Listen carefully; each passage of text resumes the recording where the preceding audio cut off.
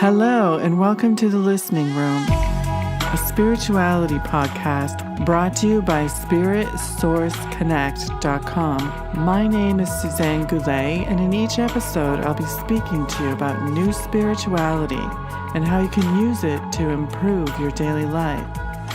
By offering you insights, tools, and techniques, you'll become more aware of your connection to a higher power and begin to accelerate your path to a life of greater joy, ease, and flow.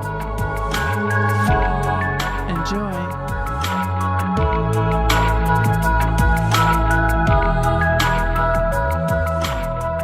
Are you frazzled or in the flow? I've been having a number of conversations and also receiving emails and seeing posts online that tell me people are really hitting high levels of stress lately. I don't know if it's the moon or the stars or simply that September has rolled in and we are quietly realizing that summer is now officially over. Everyone is hitting it hard with their work and obligations. Those are all increasing. It seems that all of us together have recently increased the number of activities and obligations we have going on by a huge margin. What does that mean for you? Well, for a lot of people, that means increased stress. There is no conceivable idea or notion of how to fit in and do all the necessary things in the time allotted. The result? Stress. Meanwhile, in my continuing lessons with A Course in Miracles, I am exactly at the point where Christ is teaching us to completely step away from the world, focus on the now, and forgive, quote, your brother's transgressions. He also goes on to say that we are altogether too preoccupied with our past and our future goals, and to let them go for a while we focus on what is at hand and what is calling for forgiveness now. This seems like the antithesis of what we really feel we should be doing when the list of to-do items is a mile long. But your mile-long to-do list is likely far more than you really need to be doing. It's also a result of a sense of inadequacy. You created all those things you need to do in order to feel better about yourself.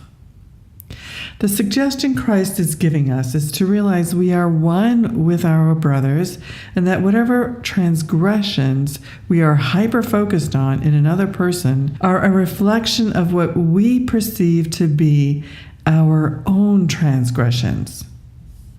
If you can see past another's transgressions and perceive the light in them, then you have succeeded in this forgiveness and unconditional acceptance of another. If that other person's behavior or an incident that happened between you continues to rile you and come back to you, and you've tried, quote, letting go, and you're finding that it's much harder than you thought, then it's time to look more closely into what it is exactly that is bothering you about that person. If you can manage to find time for a sit-down with yourself and dive deeply into whatever is most irritating or maddening to you about this one, you will discover something quite special. Be able to forgive the both of you and open the door for a miracle to occur. What does that have to do with your frazzled existence and your mile-long to-do list? Everything. You see, much of what is in your environment is the result of a setup or a condition that is left over from a past perception. Usually that perception is of a mild sense of inadequacy. Once you have forgiven the brother in front of you, or sister, or whomever, your own sense of this inadequacy, or guilt, as the Course refers to it, is healed. You therefore have eliminated the purpose of the setup, and it disappears. You have no need for many things you thought you needed before. The light of day has come to the darkness of chaos and confusion.